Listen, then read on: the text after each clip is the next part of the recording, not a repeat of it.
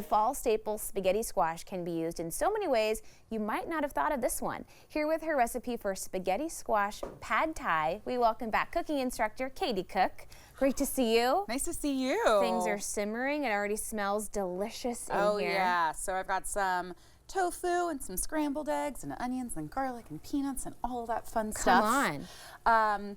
One of the things I wanted to talk about were the different kinds of squash, because it is winter squash time and I have been so ready for this. It's so good. So ready Let's for start this. there and talk about what you need to know about cooking these beautiful ingredients. Absolutely. So when you're talking about like delicata squash, which is going to be this small one right here, or acorn squash, like I have the stuffed acorn squash over there, you usually see them as a vessel, although this one and this is a kabocha squash, you can actually eat the skins. So you don't have to peel them. That's one of my favorite things. Fiber. Amazing. Yes, you don't have to peel them. You can eat the whole thing. Butternut squash, people really, really love, but it can be kind of a challenge to tackle. Okay. So I figured we'd go over kind of how to process this. Let's do it. And then we'd talk a little bit more about our other varieties. Okay. So the first thing you're gonna do is you're gonna trim off the top and the bottom. It is kind of an intimidating structure to begin with. Yeah, you gotta get in there. absolutely, you do. And then the next thing you're gonna do is cut off, this part is called the chimney. Oh. From the base. Okay. Love that. Right. And then a lot of people are going to bring a peeler into this situation, Right. but I feel like it's really not necessary. Okay. You're going to get through it faster and learn how to use your knife better if you go ahead and just use your whole kitchen knife. Okay. Yeah. So you'll notice that this has these little green fibers in here. So we're going to go through and cut all of that away. Okay. And just follow the shape of the squash. Okay. It's kind of like a mango almost. It is. The look of it. It is. And that beautiful flesh. Yeah. Last year when I was here on the show, I can't believe it's been that long. Oh, okay. We did the butternut squash gnocchi. You remember that? Oh, sure. Yum. Yes. My taste buds remember. So good. So there's a ton of different ways to use all these different kinds of squash. And so this one doesn't have seeds. You don't have seeds in the chimney part. You only have seeds in the base part, which I would treat exactly the same way, following the edges of that with my knife. I hear often, especially in my knife skills classes, where people are like, how do you do winter squash? And a big part of it, especially if you're smaller stature like you and I are, is when you're cutting it, make sure your hand is in that good claw position we've talked about, but also really get over top of it with your whole body. Leverage. Yeah. Okay. That's exactly what you need to be doing. So then once you get here, that's when you can go in and take out your seeds. Okay. So, swoop. Oh, so interesting. Okay, they're only down there. Yeah, they're only in this bottom part.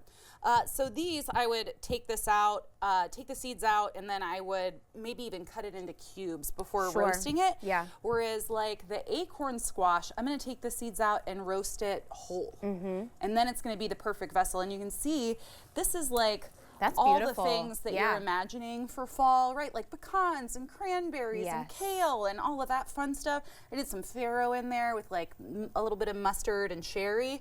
But I love spaghetti squash, especially everyone's kind of trying to lose weight before the holidays, right? We're gonna see all of our family and stuff like that. So you can literally, once you roast this, it's about 30 minutes at 350, you literally just go in. That's it. And look at those basically noodles. So I'm gonna take these. That's so easy how they come out like that. I know.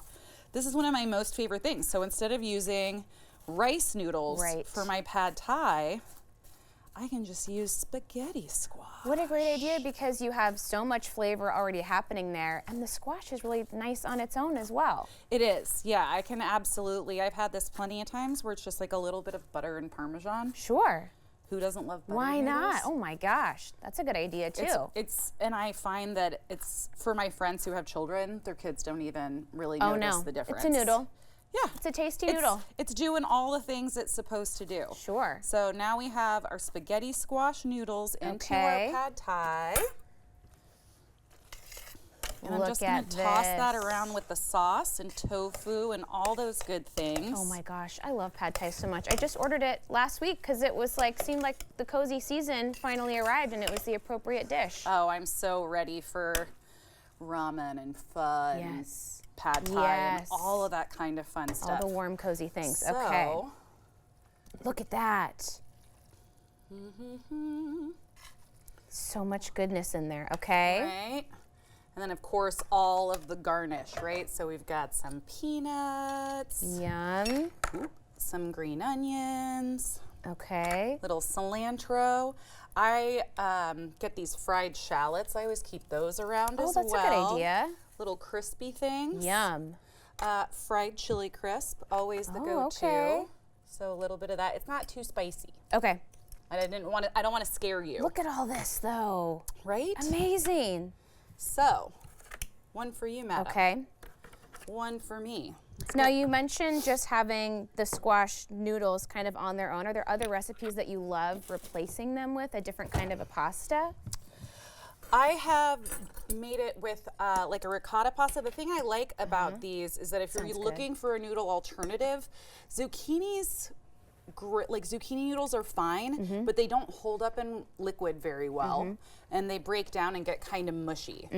And so I usually go for either spaghetti squash, or I'll even chiffonade collard greens and use that as another kind of noodle, because collard greens are a braising green, so they're sturdier. So you can use them in things like ramen or pho, where it's literally like in a vat of liquid. That's such a good idea. That is so yummy. So much flavor. I love the squash as a noodle. Why not? It's always yummy. Great to see you. This is the win. Thank you so much. Great to see you too. It's my pleasure. Delish. We'll have more information on our website at katu.com. We'll be right back with more Afternoon Live right after this.